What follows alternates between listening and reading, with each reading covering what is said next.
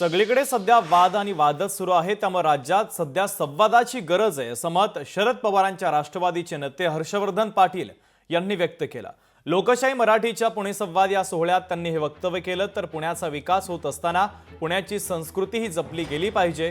पुण्याची ओळख आता कोयता गँग म्हणून व्हायला लागली आहे। या गोष्टी वेळीच रोखल्या पाहिजे, अन्यथा पुढे अवघड होईल असं देखील हर्षवर्धन पाटील यांनी म्हटलेलं आहे। सभागृह चालवताना, सरकार चालवताना अक्रॉस द पार्टी लाईन मला असं वाटतं डायलॉगची गरज आहे। संवादाने अनेक वाद संपतात, बरोबर आहे। संवादाने अनेक प्रश्न मिटतात, संवादाने अनेक चांगल्या गोष्टी आपण करू शकतो, बरोबर।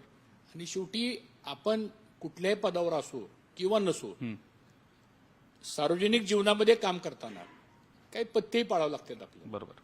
कालची घटना घडली काश्मीरमध्ये, तातडीनं सर्व पक्षांची एक बैठक दिल्लीला झाली। बरोबर। मला असं वाटतं की तशी बैठक महाराष्ट्रात सुद्धा व्हायला पाहिजे होती। बर।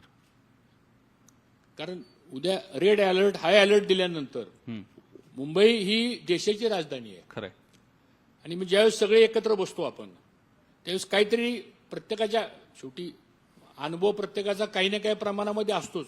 डेमोक्रेसी, लोकशाही, कारण तुमच्या चॅनलचं नाव लोकशाही आहे, लोकशाही यासाठी आहे की प्रत्येक एलिमेंटमध्ये प्रत्येकाचा सहभाग असला पाहिजे, आणि तो जर ठेवला तर मला वाटतं महाराष्ट्र अजून पुढे जाईल। इंटिग्रेटेड डेव्हलपमेंट पुण्याचा कमिंग 50 इयर्स मधला जर प्लॅन काढला, त्यासाठी इथं बरेच हुशार मंडळी आहेत, तज्ज्ञ मंडळी आहेत, अनेक चांगले एनजीओज आहात, सगळ्यांनी त्याच्यामध्ये जर सहभाग घेतला तर एक चांगला डेव्हलपमेंट प्लॅन होऊ शकेल, आणि ती करण्याची गरज आहे।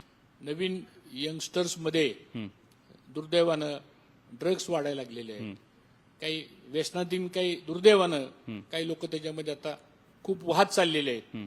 कळत न कळत ह्याचा परिणाम हा लॉ अँड ऑर्डरवरती व्हायला लागलेला आहे। पुणे हे कल्चर सिटी आहे, एक सांस्कृतिक नगरी आहे, आणि ही संस्कार सुद्धा जपले पाहिजे। इथं बऱ्याच वेळा आपण पाहतो कोयता गँग सारखा प्रकार, म्हणजे पुण्याची ओळख आता दुसरी कोयता गँग म्हणून व्हायला लागली। आता असे जे काही एलिमेंट्स आहेत हे जाग्यावरतीच रोखावं लागतील आपल्याला, अन्यथा पुढचा येणारा काळ हा नव्या पिढीसाठी सुद्धा घातक ठरू शकेल। लोकशाही मराठी ऐका, पहा, जागरूक रहा।